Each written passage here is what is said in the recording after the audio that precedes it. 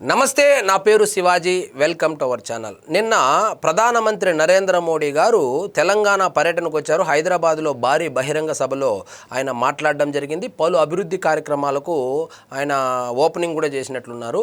So అధికార కార్యక్రమం ఒక ఎత్తు అయితే, అనధికార కార్యక్రమం ఏదైతే చేశాడో, సో గంట సేపు చంద్రబాబు గారి ఇంటికి వెళ్ళారు, అదేవిధంగా పవన్ కళ్యాణ్ గారి ఇంటికి వెళ్ళి ఆయన చర్చించారు. ఇదేదో క్యాజువల్గా వెళ్ళి కర్టసీ మీట్ అనుకుంటే పప్పులో కాలేసినట్లే. ఎందుకంటే బీజేపీ వల్ల వ్యవహార శైలి ఏ విధంగా ఉంటుందంటే, 3 సీట్ల నుంచి ఈరోజు 300 చిల్లర సీట్లకు ఏ విధంగా వచ్చారంటే, వాళ్ళు ఓడిపోయినా గెలిచినా, ఏదైనా రాష్ట్రంలో ఎన్నికలు ఉందన్నా, ఏదైనా ఎన్నికలు అది ఉప ఎన్నిక అయినా కూడాను వాళ్ళు దాదాపు 2-3 సంవత్సరాల ముందే వర్క్ స్టార్ట్ చేస్తారు. సో పశ్చిమ బెంగాల్లో చూసుకుంటే మీరు ఇప్పుడు స్టార్ట్ చేసింది కాదు, అది ఎప్పుడైతే ఎంపీ ఎలక్షన్లు అయిపోయాయో ఆ రోజు నుంచి స్టార్ట్ చేసి గ్రౌండ్ వర్క్ చేస్తే ఈరోజు 207-208 సీట్లు రావడానికి కారణమైంది.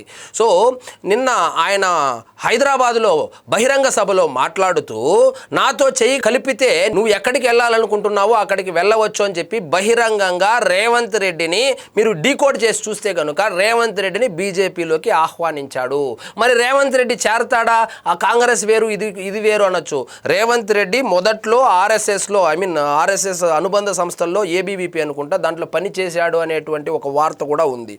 సో ఇవన్నీ డాట్స్ కనెక్ట్ చేసి చూస్తే, సో రేవంత్ రెడ్డి రాహుల్ గాంధీ వ్యవహార శైలి రేవంత్ రెడ్డికి కూడా నచ్చదని, ఆయన తీసుకునేటువంటి నిర్ణయాలు ఏవైతే ఉంటాయో అవి పెద్దగా ఈయనకు రుచించవని అంటుంటారు. ఇప్పుడు చూస్తే మొన్న తమిళనాడులో 5 మంది ఎమ్మెల్యేలు, అది కూడా 1-2 మినిస్టర్ పోస్టుల కోసం శాశ్వత పార్ట్నర్ అయినటువంటి, అంటే ఇండియా కూటమిలో సో మెజారిటీ స్టాక్ హోల్డర్ అయినటువంటి దాదాపు 39-38 మంది ఎంపీలు ఉన్నటువంటి డిఎంకేను దూరం చేసుకోవడం అనేది నిజంగా రాజకీయంగా ఏ విధంగా చూడాలి? సో ఇలాంటి మెంటాలిటీ ఉన్న రాహుల్ గాంధీ నేతృత్వం వహిస్తున్నటువంటి ఇండియా కూటమిలోకి చిన్న పార్టీలు కావచ్చు, ఇతర పార్టీలు కావచ్చు వచ్చి జత కడతాయా అంటే ఇది నిజంగా ప్రశ్నార్థకమే. ఎందుకంటే ఒక కూటమిని నడిపేవాడు, ఒక పార్టీని నడిపేవాడికి నిర్దిష్టమైనటువంటి ఆలోచన విధానం ఉండాలి, నిర్దిష్టమైనటువంటి అజెండా ఉండాలి. రాహుల్ గాంధీకి ఏ కోణాన కూడా బీజేపీని ఓడించి ప్రధానమంత్రి అవ్వాలి అనేటువంటి ఆలోచనే కనపడడం లేదు ఆయన ఎత్తులు పై ఎత్తులు కనుక చూస్తూ ఉంటే. సో బహిరంగంగానే బహిరంగ సభలో రేవంత్ రెడ్డిని బీజేపీలోకి ఆహ్వానించాడు. కానీ దానికి సమాధానంగా ఆయన ముసి నవ్వులు నవ్వడంతో ఇదేదో కొంత తేడాగా ఉందే వ్యవహారం అని పొలిటికల్ సర్కిల్స్లో కొంచెము గుసగుసలైతే వినపడతా ఉన్నాయి. ఒకవేళ కనుక తేడా కొడితే రేవంత్ రెడ్డి బీజేపీలో జాయిన్ అవ్వబోతున్నాడు అనేటువంటి వార్త ఈ పొలిటికల్ సర్కిల్స్లో అయితే తిరుగుతూ ఉంది. సో వెళ్తూ ఊరికా వెళ్లకుండా చంద్రబాబు నాయుడు గారి ఇంటికి వెళ్ళాడు. గంట సేపు వాళ్ళు సుదీర్ఘంగా ఏదో మంతనాలు చేశారు. సో అది ఏదైనా మహిళా బిల్లుకు సంబంధించా, లేదా ఆంధ్రప్రదేశ్ అభివృద్ధి కార్యక్రమాల గురించి, లేకపోతే కనుక డీలిమిటేషన్ బిల్లు గురించి, లేదా పర్సనల్ కర్టసీ మీట్ అనుకుంటే మీరు పప్పులో కాలేసినట్లే.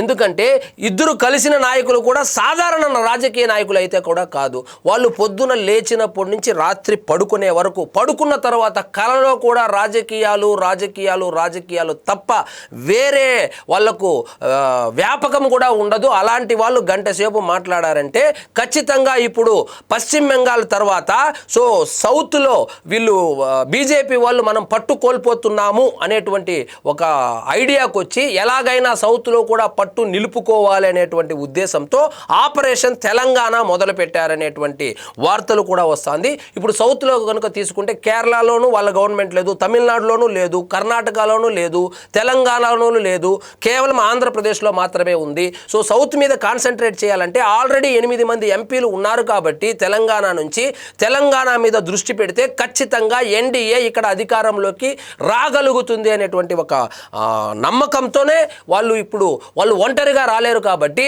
సో ఇక్కడ ఆంధ్రప్రదేశ్లో ఏ విధంగా అయితే కూటమి కట్టారో, సో తెలుగుదేశం, బీజేపీ, జనసేన, అదేవిధంగా ఇక్కడ కూటమి కట్టి అదేవిధంగా ఈ రేవంత్ రెడ్డిని కూడా ఆహ్వానిస్తే ఈజీగా ఈ ఎన్డీఏ ప్రభుత్వాన్ని ఇక్కడ ఏర్పాటు చేయవచ్చు అనేటువంటి ఒక ఆలోచనలో నుంచి పుట్టినటువంటి మాటలే అవి. అందుకే రేవంత్ రెడ్డిని ఆయన ఆహ్వానించాడు, ఇండైరెక్ట్గా ఆహ్వానించాడు అనేటువంటి వార్తలు కూడా గుప్పుమన్నాయి. సో రాజకీయాల్లో ఏదైనా జరగవచ్చు. రేవంత్ రెడ్డి ఏంటి, ఒక కాంగ్రెస్లో ఉన్నటువంటి ముఖ్య నాయకుడు, ముఖ్యమంత్రి అభ్యర్థి, ముఖ్యమంత్రి ప్రధానమంత్రిగా ఉన్నాడు, సిట్టింగ్ ముఖ్యమంత్రి, బీజేపీలో చేరడం ఏంటి అని మీకు డౌట్ కూడా రావచ్చు. ఇప్పుడు సువేందు అధికారి కావచ్చు, అదేవిధంగా అస్సాంలో కావచ్చు, వీళ్ళందరూ కాంగ్రెస్ నుంచి వచ్చిన వాళ్ళే. కాబట్టి కాంగ్రెస్ నుంచి వస్తే వీళ్ళు ముఖ్యమంత్రి చేయరు అనేది ఏం ఉండదు. సో తృణమూల్ కాంగ్రెస్ నుంచి వచ్చినటువంటి సువేందు అధికారినే ఇప్పుడు ముఖ్యమంత్రి అభ్యర్థిగా ప్రకటించారు, ముఖ్యమంత్రి కూడా కాబోతున్నాడు. కాబట్టి కాంగ్రెస్లో ఏదైనా తేడా గాన జరిగితే సీట్ల పంపకంలో కానీ, సీట్ల ఎంపికలో కానీ, అదేవిధంగా ఈయన వర్గానికి ఇవ్వకపోతే, లేకపోతే ఇక్కడ కాంగ్రెస్ అంటేనే గ్రూప్ రాజకీయాలు మనకు అందరికీ తెలిసిందే. సో గ్రూపులు కట్టి బ్లాక్మెయిల్ చేస్తే కనుక రేవంత్ రెడ్డికి మరో ఆప్షన్ కూడా ఉంది, అది బీజేపీ అని చెప్పి స్వయాన మోడీ గారే నిన్న బహిరంగ సభలో బహిరంగంగా ప్రకటించేశారు.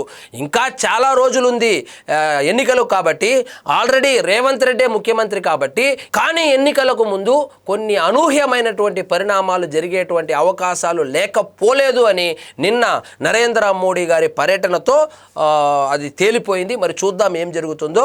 ఒకవేళ గనుక కూటమి ప్రభుత్వం ఆంధ్రప్రదేశ్లో లాగా ఇక్కడ కూడా ఏర్పడి కూటమిలోకి అంటే బీజేపీలోకి రేవంత్ రెడ్డి కనుక వస్తే వారు వన్ సైడ్ అనడంలో అతిశయోక్తి లేనే లేదు. మరి చూద్దాం ఏం జరుగుతుందో. సో ఇదండి ఈరోజు మన టాపిక్. మీకు ఈ వీడియో నచ్చినట్లయితే లైక్ చేయండి, షేర్ చేయండి, ఛానల్ మాత్రం సబ్స్క్రైబ్ చేసుకోవడం మర్చిపోవద్దు.